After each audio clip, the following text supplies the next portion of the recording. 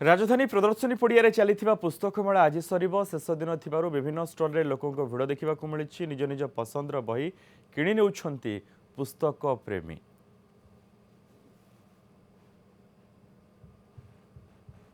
पुस्तक मेलार आज शेष दिन से आज बहुत भिड़ से देखा मिली एवं विभिन्न स्टल रे विभिन्न लेखकर पुस्तक से देखा मिलूँ।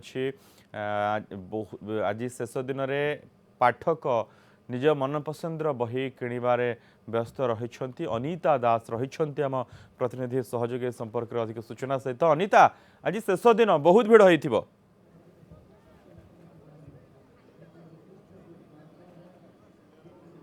निहात रूपे देखु षष्ठ राज्य पुस्तक महोत्सव अवसर आज जेहेतु उद्यापन अवसर रही से लोकंर गहली पाठक पाठिका गहली बहुत मात्रा रही। आम प्रथम स्टल आरंभ करी किसी स्टल आप भिजुआल देखले यथेष्ट हम निहांती कहीं साधारणतः देखा जाए यंग जेनेरेशन जो मैंने रही युवपीढ़ी एथर बहु प्रकार पुस्तक आसी समस्त सबु वर्गों पुस्तक रही विभिन्न पब्लिकेशन चलित वर्ष भाग नहीं एवं जेहेतु 6 तारिख ठारू आरंभ करी एभली एक स्वतंत्र पुस्तकर आयोजन करा जायतिला। तेणुकरी समस्त मध्य गोटे उत्साह रही उद्दीपना रही सबु स्टल रे लोकंकर गहली से हिसाब रे लगी रही।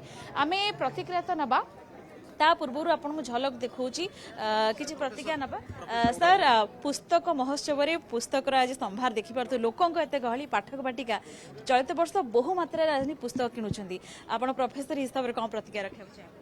यह एकविंश शताब्दी ओडिया साहित्य पई एवं आम मानव समाज पई निश्चय कल्याणकर एवं उत्साहप्रद जे वर्तमान यांत्रिक सभ्यतार जो अग्रगति से पुस्तकर जो आदर दिने कमी जाइथिला बोली भाबुथुलु, किंतु आज जनमानस जो पुस्तकर आदर बढ़ी ताहा आम मानव समाज को एक भिन्न दिगंत को नहीं जीव एथिरे संदेहर अवकाश नहीं। सर, खास करी यंग मास्टरमान रही से मानक पई मते स्वतंत्र भाबे एथर बहु प्रकार पुस्तक मते आछि से माने मते आछि स्वतंत्र भाबे बेसी मात्रा रे बही किनछन ए जिंस मते निहात रे गोटे खुशीर ए जो युवा समाज आजिर जो युवा समाज से होचंती देश एवं जातिर भविष्यत।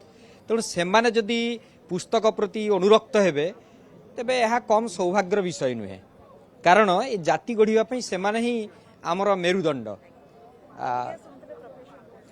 प्रतिक्रिया रही युव समाज रे विभिन्न समय में देखी पुस्तक पाठन को लेकिन भितर उत्साह उद्दीपना देखा दे, किंतु एथर भुवनेश्वर पुस्तक महोत्सव से ही मात्रा रे गहली रही। जड़े युवक आम सब जोड़ी पाठक प्रतिक्रिया नवा। सर, आपड़ केते खंड पुस्तक किनिले को प्रकार पुस्तक पढ़े रुचि रख? समस्त को जय जगन्नाथ। मु डॉक्टर जयंत कुमार परिड़ा ओडिया विश्वविद्यालय असिस्टेंट प्रोफेसर गेस्ट फैकल्टी कार्य करुच्ची। पुस्तक हूँ मनुष्यर बंधु दुखर सुखर। तेणु से पुस्तकटे पढ़िले से जतिक आनंद पाए आउ कौथरे से आनंद पाए ना। से सब पुस्तक ही तापाई मूल्यवान संपद कह जाए। विद्या अटई महदान बालक करे उपार्जन। तेणु आउ सब संपत्ति के चोरी कर नहीं जापे, किंतु पाखर थिबा विद्या को कहीं केबे चोरी करि पारे नहीं। सदा सर्वदा से ता पाखरे ही रही थाए। भुवनेश्वर तो विभिन्न मेला होउची महोत्सव होउची, किंतु पुस्तक महोत्सव मध्ये लोक एते मात्रा रे आछन। डिजिटल जुगरे मध्ये पुस्तकर चाहिदा दिनो दिन बढ़ी चली। आजिकल पिला माने सब पीडीएफ डिजिटल दुनिया को जाउछन सत, किंतु पुस्तक प्रति आदर अछि एथुर स्पष्ट रूप से प्रमाणित होउछि। देखा जाउछि जे पिलांक भीतर बही पढ़िबार रुचि एमते को महोत्सव माध्यम रे धीरे धीरे बढ़िबार लागि छि कि? निश्चित भावे पिला बही पढ़िबार आग्रह प्रकाश करूछंती। कहीं ना बही पढ़िले से माने प्रकृत रे ज्ञान आहरण करूछंती, किंतु पीडीएफ बा आम डिजिटल देखिले से कौन होची ना आम पीडीएफ रे देखिले से पढ़िबार तांकर असुविधा होची। कहीं ना आखि दृष्टि प्रति मत दृष्टि शक्ति कमुची। तेणु से पिला माने बही पढ़िबारे आग्रह प्रकाश करूछंती। शुणुले ओडिया प्रोफेसर रही उत्कल यूनिवर्सिटी प्रोफेसर रही प्रतिज्ञा दौले डिजिटल जुगरे एबे भी अनेक बही पढ़ा को भल पाती जार प्रतिच्छवि आपण सामने सबु वर्गर पाठक पाठिका एठिके आसी बही पढ़ुं। जड़े मैडम को प्रतिज्ञा नवा। मैम, बुक फेयर रे बहु मात्रा लोक आसी बही किणुंट आपण किसी बही धरते बोधे कौन कहे केते खुशी लगुच गोटे महोत्सव पुस्तक को नहीं केते आदर? हाँ, बही को छुईले देखिले आमको आनंद मिले। आ किणिकी नहीं निजर करी रखिबा ताकू सबुदिन ପାଇଁ निज घरे जगह देवा निज पर पीढ़ी ପାଇଁ साइती रखिया बही गोटे एमती जिनस बहुत खुशी लगुच आज सरीज बोली मन दुख भी लगुच